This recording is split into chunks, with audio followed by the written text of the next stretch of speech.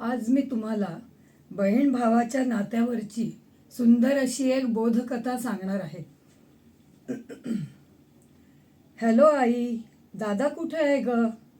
मला त्याच्याशी बोलायचं आहे. खूप दिवस झाले त्याच्याशी बोलून. दादाला तर जराही सवड मिळत नाही आपल्या बहिणीशी बोलायला. आजकाल कुठे बिझी असतो कोण जाणे, असे राधिका आपल्या आईला म्हणजे कमलताईंना फोनवरती सांगत होती. आई म्हणाली, अगं तो जरा त्याच्या कामात बिझी असतो. थोडी धावपळ होते त्याची. सकाळी लवकर जातो आणि रात्री उशिरा येतो आणि मग थकतो आणि झोपतो. राधिका, ज्या वेळेला तो घरी असेल ना त्यावेळेला मी त्याला फोन करायला सांगेन तुला. आता तू शांत झोप, खूप रात्र झाली आहे. अशा प्रकारे कमलताईंनी राधिकाला खोटा दिलासा दिला आणि त्यांनी फोन बंद केला. आजही नेहमीप्रमाणे रोहनला यायला उशीर झाला होता. त्यामुळे कमलताई रोहनच्या बायकोला म्हणजे स्नेहाला म्हणाल्या, स्नेहा, अगं रोहन आज येणार होता ना, काय झालं? आज 4 दिवस झाले त्याला मुंबईला जाऊन. तो अजूनही घरी आलेला नाही आहे. त्याला फोन लावून बघ ना. स्नेहा म्हणाली, आई, मी कालपासून त्यांना फोन लावतेय पण ते फोनच उचलत नाही आहेत. आजही ते येतील की नाही हे काहीच सांगू शकत नाही.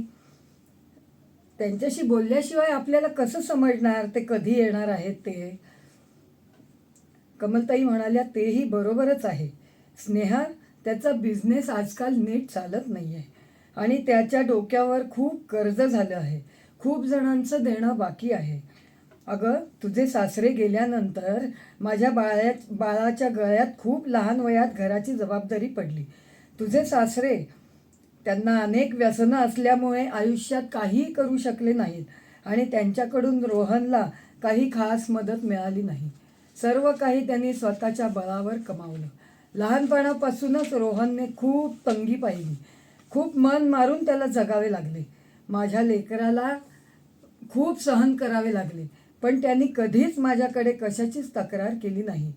बाबा गेल्यानंतर त्याने आपल्या धाकट्या बहिणीला आणि मला व्यवस्थित सांभाळले. घर चालवणे सुद्धा गरजेचे होते. त्या खूप कमी वयात त्याने त्याच्या वडिलांचा व्यवसाय हाती घेतला. त्याने आम्हा दोघांना तर सांभाळलेच, पण राधिकाला उच्च शिक्षित बनवले. आज ती स्वतःच्या पायावर उभी आहे. तिचे लग्नसुद्धा रोहननेच लावून दिले. तो राधिकाचा भाऊ होताच, पण त्याने एखाद्या वडिलांप्रमाणे आपल्या बहिणीला जपले आहे. मागच्या 2 वर्षापासून त्याचा बिझनेस अजिबात चालत नाही आहे. कधी होणार सर्व काही ठीक कोणास ठाऊक. तेव्हा त्यांची सून स्नेहा म्हणाली, आई, अजिबात काळजी करू नका, होईल सर्व ठीक. कमलताई म्हणाल्या, तो दिवस लवकर येऊ दे ग. असे म्हणत त्यांनी घड्याळाकडे पाहिले तर रात्रीचे 11 वाजले होते. त्यामुळे त्या स्नेहाला म्हणाल्या, स्नेहा, तू पण झोप आता, मी रोहनची वाट बघत बसते. स्नेहा म्हणाली, नको आई, मीही तुमच्यासोबतच बसते. मलाही झोप येणार नाही. दोघीही रोहनची वाट बघत बसल्या. काही वेळाने दारावरची बेल वाजली. कमलताईंनी दरवाजा उघडला तर समोर रोहन उभा होता. तो खूप उदास दिसत होता. वाढलेली दाढी, डोळ्याखाली पडलेली काळी वर्तुळे, काळवंडलेला चेहरा, अशी त्याची अवस्था बघून कमलताईंच्या डोळ्यात पाणी आले. स्नेहा देखील म्हणाली, अहो, किती फोन केले मी तुम्हाला आणि आता काय अवस्था करून घेतली आहे स्वतःची. कमलताई म्हणाल्या, स्नेहा, आधीच खूप उशीर झाला आहे, तू आधी त्याला जेवायला वाढ. रोहन सोफ्यावर येऊन बसला. कमलताईंनी रोहनच्या हातात पाण्याचा ग्लास दिला. त्या म्हणाल्या, बाळा, किती रात्र झाली आहे. तू एकटाच ऑफिसमध्ये काय करतोस? स्वतःला का त्रास करून घेतोस? घरी लवकर येत जा, आम्हाला काळजी वाटते बाळा तुझी. रोहन म्हणाला, आई, आपला बिझनेस बुडाल्यामुळे मी खूप टेन्शनमध्ये आहे. मी खूप जणांना फोन लावले आणि त्यांना विनंती केली की मला काही पैसे उधार द्यावेत, पण ते लोक म्हणतात, तुझे काही इन्कमच नाही तर आमचे पैसे कसे देशील? व्याजाशिवाय एकही पैसा द्यायला कोणीही तयार नाही. मित्रांनी सुद्धा मला नकार दिला. जे मित्र माझ्या चांगल्या दिवसांमध्ये तासनतास माझ्या ऑफिसमध्ये बसायचे तेच आज मला टाळत आहेत. कमलताई म्हणाल्या, बाळा, काळजी करू नकोस, सर्व काही व्यवस्थित होईल. यातून काहीतरी मार्ग नक्कीच निघेल. त्या पुढे म्हणाल्या, रोहन, उद्या राधिकाला फोन कर बरं. ती म्हणत होती, दादा माझ्याशी बोलतच नाही. यावर रोहनने होकारार्थी मान हलवली. दुसऱ्या दिवशी सकाळी त्याने राधिकाला फोन लावला. तिच्या दादाचा फोन बऱ्याच दिवसांनी आला होता, त्यामुळे राधिकाला खूप आनंद झाला. ती म्हणाली, अरे वा दादा, तुला सवड मिळाली का? आठवण आली का तुझ्या बहिणीची? रोहन म्हणाला, नाही ग राधिका, मला तुझी रोजच आठवण येते. फक्त मला कामामुळे वेळ मिळत नाही, त्यामुळे मी फोन करू शकत नाही. एकमेकांबद्दल विचारपूस करून झाल्यावर राधिका म्हणाली, दादा, गेल्या राखी पौर्णिमेला मी आले नव्हते. मी कुरिअरने राखी पाठवली होती. पण यावर्षी राखी पौर्णिमा आता जवळ येते, तर मी यावेळेला राखी पौर्णिमेला घरी येणार आहे तुला राखी बांधायला. बहिणीचे बोलणे ऐकून रोहनला टेन्शन आले. तो तिला म्हणाला, नको, तू येऊ नकोस, कारण मी त्या दिवशी माझ्या कामानिमित्ताने बाहेरगावी जाणार आहे. भावाचे बोलणे ऐकून राधिकाला खूप वाईट वाटले. ती काहीच बोलली नाही. खरे तर त्याच्या बहिणीला इथल्या परिस्थितीबद्दल काहीही कळू द्यायचे नव्हते, म्हणून त्याने तिला इथे येऊ नको असे सांगितले. ती इथे आली तर तिला ते सर्व कळेल, आपल्यावरती काय परिस्थिती ओढवली आहे ते, आणि म्हणून तिला टेन्शन येईल असे त्याला वाटले. आपली परिस्थिती बघून तिला टेन्शन येईल असे त्याला वाटले. तो राधिकाला म्हणाला, मला एक फोन येतोय, मी तुझ्याशी नंतर बोलतो, असे म्हणून त्याने फोन ठेवून दिला. रोहन लगेच आईकडे गेला आणि म्हणाला, आई, राधिका या राखी पौर्णिमेला इथे यायचं म्हणतीये, पण मी तिला इथे येऊ नको असे सांगितले, कारण ती इथे आली तर तिला आपली परिस्थिती समजेल. तू पण तिला फोन करून राखी पौर्णिमेला इथे येऊ नको असे सांग. मुलाचे बोलणे ऐकून कमलताई सुद्धा नाराज झाल्या. त्यांनाही असे वाटत होते, आपल्या मुलीने इकडे यावे, विचारपूस करावी, जरा भेट होईल मुलीशी, गप्पा गोष्टी होतील. परंतु मुलाच्या सांगण्यानुसार त्यांनी राधिकाला फोन केला आणि राखी पौर्णिमेला येऊ नको, रोहन खूप बिझी असतो, तुझी त्याची भेट होणार नाही, राखी बांधली जाणार नाही असे सांगितले, त्यामुळे तू येऊ नकोस. राधिका काही बोलली नाही, पण तिच्या डोक्यामध्ये एक विचार आला, दादा जरी भेटला नाही तरी आपल्याला आई आणि वहिनी भेटतील, त्यांच्याशी गप्पा मारता येतील. ती असंच ठरवते. मग दादा जरी नाही भेटला तरी आपण तिकडे जायचंच. आणि मग ती आपल्या नवऱ्याला पंकजला सांगते की मी तिकडे जाणारच आहे. पंकज म्हणतो, अगं तुला आई आणि दादानी येऊ नको सांगितलंय ना, तरी तू कशाला जातेस तिथे? पण ती म्हणते, नाही नाही, असं त्यांनी सांगितलं तरी मी तिकडेच जाणार. मला तिकडे बघायचंय, मला काहीतरी वेगळं वाटतंय, मला तिथे जाऊन खात्री करायची आहे. आणि तुम्ही मुलांकडे लक्ष द्या आणि मी ताबडतोब आजच्या आजच निघणार आहे.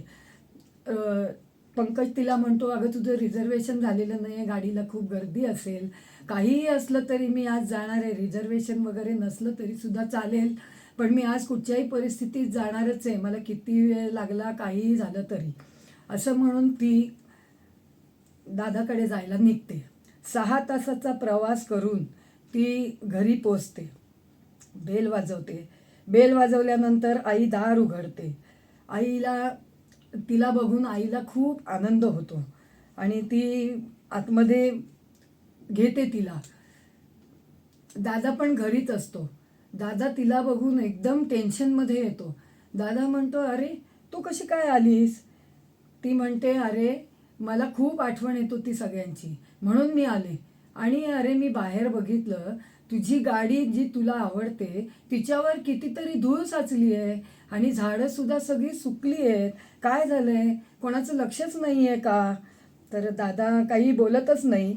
आणि मग नंतर दादाकडे ती निरखून बघते, तेव्हा तिला दिसतं तिचा दादाचा चेहरा काळवंडलेला आहे, धिप्पाड झालेला, चेहऱ्यावरती निराशा आहे, डोळ्याखाली खूप काळी वर्तुळं जमा झालेली आहेत. तिला ते सगळं असं विचित्र वाटतं आणि ती विचारते दादाला, अरे दादा, तुझी अशी काय तब्येत दिसतीये? तू आजारी आहेस का? मला काही कळवलं का नाहीस तू? असं म्हणते ती. आणि तेवढ्यामध्ये आई पण आतून येते. आई तिला बघते आणि मिठी मारते आणि आनंदाने रडायला लागते. ती म्हणते, आई, दादाला काय झालं आहे? दादा म्हणतो, अगं मला काही झालेलं नाही आहे, सर्व काही ठीक आहे. पण आईला काही ते रुचत नाही आणि शेवटी आई म्हणते, अगं याचा बिझनेस चालत नाही आहे, ह्याच्या डोक्यावरती खूप कर्ज आहे आणि ते कोणाला कळू नये, तुला कळू नये, तुला त्रास होऊ नये म्हणून तुला त्यांनी कळवलं नाही. आणि राखी पौर्णिमेला सुद्धा तू येऊ नये, त्याच्यामुळे तुला सगळं कळेल आणि तुझा संसार दुःखामध्ये जाईल, दुःखामध्ये सुरू होईल म्हणून त्याने तुला कळवलं नाही. राधिकाला हे काही पटत नाही. रात्री ती झोपते आणि सकाळी उठल्यानंतर ती आईला म्हणते, आई अगं माझं तुम्ही लग्न करून दिलंत म्हणजे माझी जबाबदारी संपली का? आम्ही दोघं जण लहानपणी एकत्र खेळलेलो, एकमेकांची सुखदुःख वाटून घेतलेली. दादानी स्वतःचं शिक्षण बाजूला ठेवलं आणि माझं शिक्षण पूर्ण केलं, मला ग्रॅज्युएट बनवलं.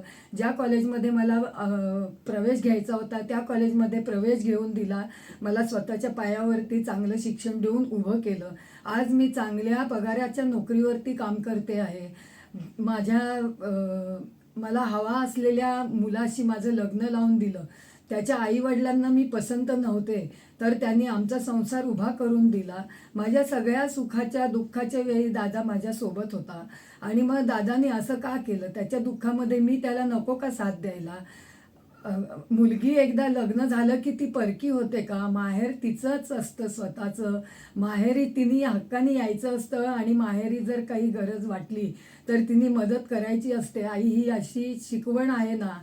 तू पण असंच सांगत आली आहेस ना मला की सगळ्यांची काळजी घ्यायची म्हणून तू सांगत आली आहेस ना. मग तू पण मला का नाही कळू दिलंस? मग दुसऱ्या दिवशी राखी पौर्णिमेचा दिवस उजाडतो आणि दादाला राखी बांधायला राधिका जाते. दादा बसलेला असतो पाटावरती, हात पुढे करतो, ती राखी बांधते त्याला आणि मग तो पाकीट काढतो आणि तिला ओवाळणी घालणार. एवढ्यात ती म्हणते, थांब थांब दादा, तू ते पाकीट आहे ते खिशातच ठेव. आणि ती स्वतः चेक काढते आपला आणि त्याला देते.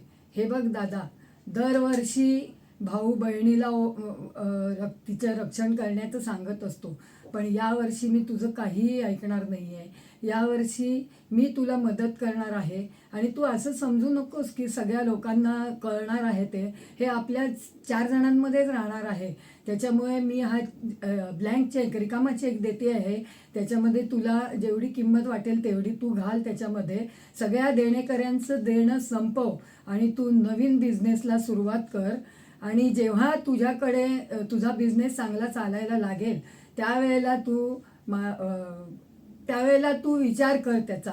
पण तो चेक घ्यायला तयार होत नाही. आई पण म्हणते, अगं असं कसं तुझ्याकडनं घेणार, लोक काय म्हणतील?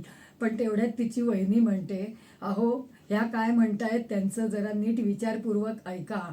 जेव्हा तुमचा बिझनेस चांगला चालेल त्यावेळेला, जेव्हा तुमच्याकडे पैसे येतील त्यावेळेला तुम्ही त्यांचे पैसे परत करा तुम्ही. म्हणजे त्यांचंही म्हणणं ठेवल्यासारखं होईल, त्यांनाही बरं वाटेल, तुम्ही ऐकतायत त्यांचं ते.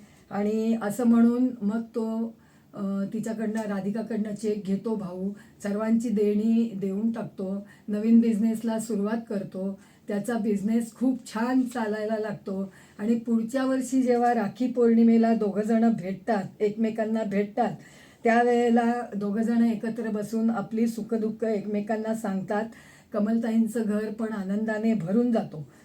बहीण भाऊ लहानपणापासून एकमेकांना ओळखत असतात. प्रेमाच्या नात्याने बांधलेले गेले असतात. भाऊ बहिणीची रक्षा तर नेहमीच करत असतो, पण कधीकधी बहीणसुद्धा भावाची रक्षा करते आणि भावाने ती आनंदाने स्वीकारावी. अशी ही नाती दोन्हीकडून निभावली जातात.